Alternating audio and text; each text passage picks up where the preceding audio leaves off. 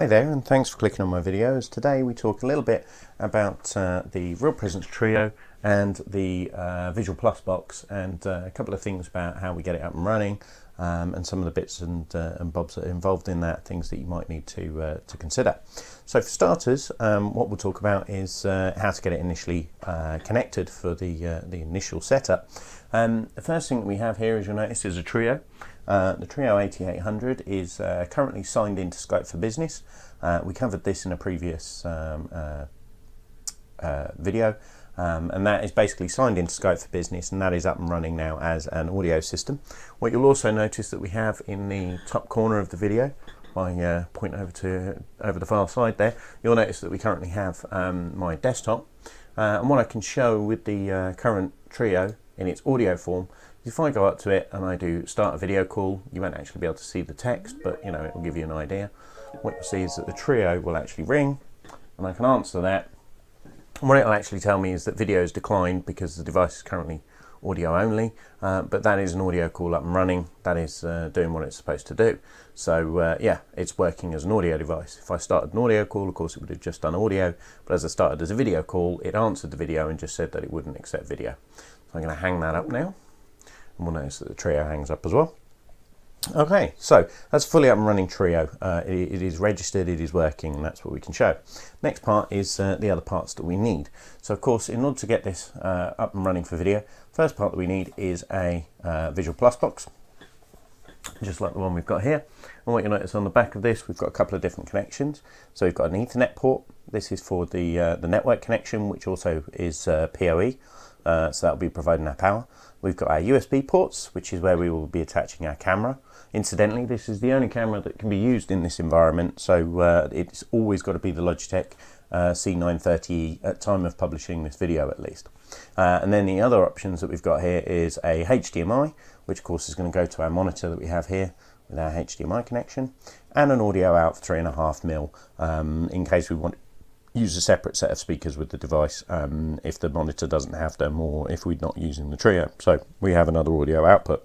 Last but not least, we also have a Kensington lock if you want to stop people from running off with it in a particular environment, or you know, stop it wandering. Then we can attach that up. Okay, so what we're going to do in order to attach this device to the Trio and get it up and running, first one is we're going to attach the camera. So we'll attach the camera. We'll just move that around like so. Attach it here. And then we're going to attach the HDMI cable into the monitor port, and then we're going to take our network, plug it into here. Let's put it in the right way up. So those three connections on the back there, network, USB and HDMI. And I'm just going to plug that into my switch here. Interesting note is this switch here is just a standard PoE switch. So there's nothing interesting or exciting about this. It is just a standard desktop PoE. What we'll find now, given a couple of seconds, we'll start to notice that the light's starting to flash, and then we should get a logo that'll appear up on screen eventually. There we go, just showing us that the device is now starting to boot. Once it does that, it'll go away, it'll start doing its boot up, and it should come up and ask us to pair the device with the Trio. Whilst we're talking about that and whilst it's coming up, interesting thing to note is if you've had anything to do with VLANs and stuff like that, if you've done any tweaks on the ports for the Trio to get it to work, you need to do the same tweaks on the port for the Visual Plus to get that to work and get it up and running. So here we can see that the Trio's come up, and we can see that it's got an IP address. And it's now currently trying to connect. It had a previous pairing, but what will happen is that will be rejected, and as soon as that's rejected, the device will come up with its standard pairing menus. Now, there's a couple of different things to note about when you go to actually pair these devices and when we go to get these up and running. The first one is the way we have it connected at the moment is we have our switch and we have two independent network cables that are running from that switch. The two independent network cables is one way to do it. The other way to do it, which we'll talk about in a moment, is to be able to put them in series. And what I mean by that is we can actually connect this to the Trio, but there are some certain specifications that we need to fulfill in order to actually get that up and running. So we can see that the Trio Visual Plus box has actually come up, and you can see on here what it's saying is tap the pair button, then we need to go to the settings, advanced network devices on the trio itself, and then we need to basically find this trio and select it from the list and follow the steps to pair. Steps to pair are basically we select it from the list and then it asks us to tap the button again. So we can do that. So we'll tap the pair button on the trio, which is now flashing even more so. Incidentally, this is the button. Now we're going to go to here and we're going to go into settings, and then we're going to go into advanced, your standard password, which would be 456 generally, and done. And then we're going to go into network devices. What we should find at the bottom is available devices. So we would go into the available devices and we could select this particular device. It will actually come up with this number that we have here, and then we can actually select a pair, and then we select a pair. This actually comes up here saying please press the pair button one more time on the trio, on the Visual Plus, just to confirm that it's actually due to pair. As soon as we press that, we'll notice that's now gone green, and it's now telling us that we've successfully paired. So there we go. We can now see it's up and running. We can see that it's picked up the trio information. We can see that it's picked up that it's muted, and we can see that we've got things like the picture-in-picture here of the current video. So that is essentially it. I'm just going to press the home button on here to take it out of that menu, although if we left it alone long enough it would probably come out of it anyway. But that's essentially it. That system is now set up. So whereas we were doing a video call previously and it was declining video, if I try and make that exact same call again, so if I go back to this, I'm going to close down that window, I'm going to find my trio, I'm going to right click on it and start a video call. Follow exactly the same process again, and I'll just answer it over here. And there we go. We now have video that is running two ways, so we can now see that the video is up and running as well. Now what I can also do is, if I said that I wanted to share content, I can say, for instance, to share my desktop. If I select my primary monitor and then share, that will now come up on screen of the trio, as we can see. So I could then go into something like Google or whatever, or various different browsers, things like that, and look at whatever it was that I actually wanted to look at. So this is live content coming from the PC itself. So there we go. So what we can see there is that we now have the trio up and running, we now have video up and running, and we can now make calls. We have content up and running, we have video up and running, and we can now make calls to and from it.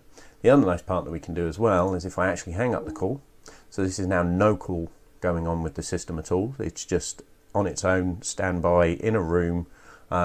If we wanted to go into that conference room and we had Scope for Business running and we just wanted to share some content up on the screen, what we can actually do is we can double click, select share our desktop with the device, select the monitor that we want to share.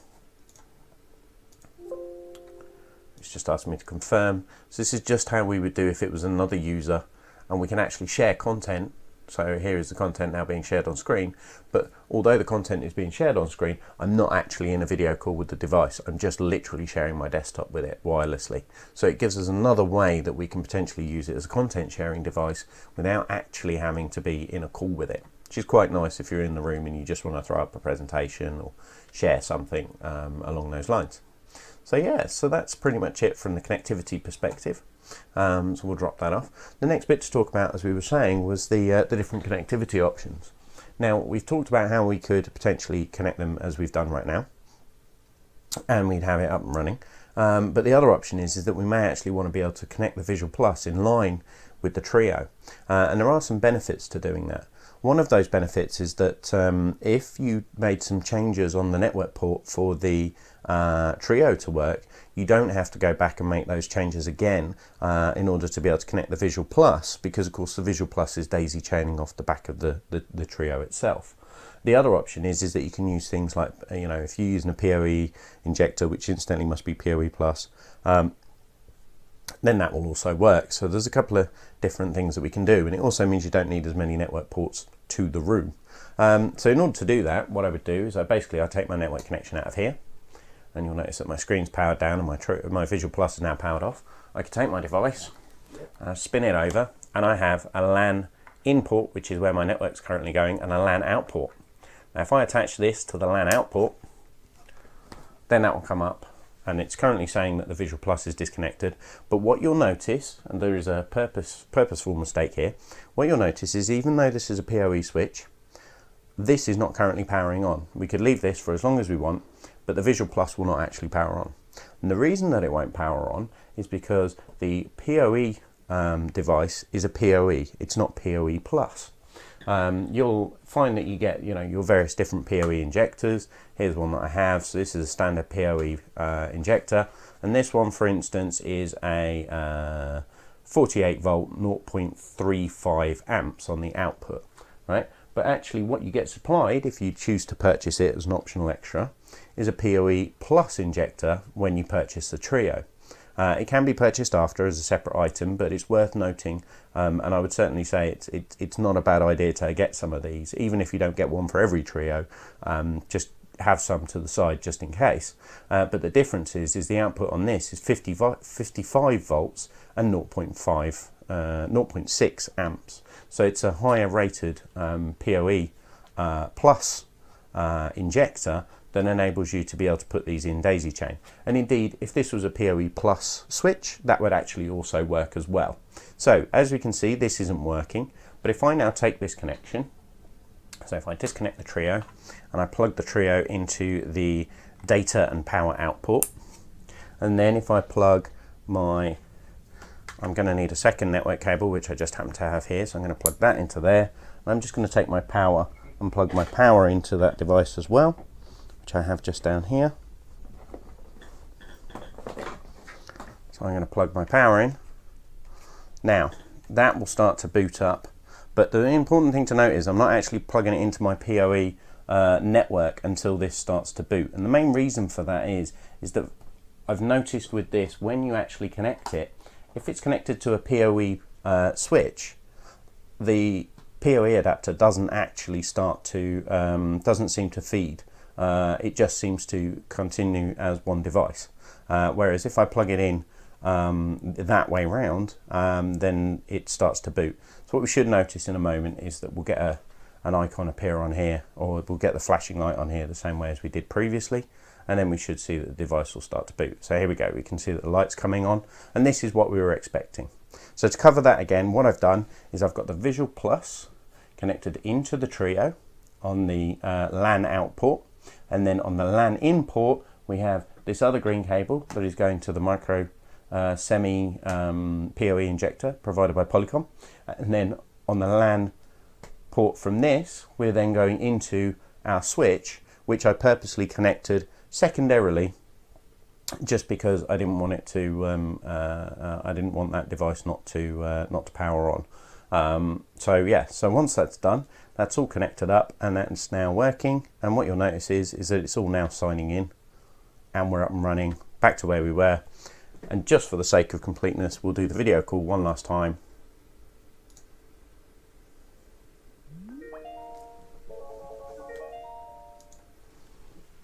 And we'll answer that on here. And there's our video call up and running. And then we'll share content as well, just to prove that that's also working.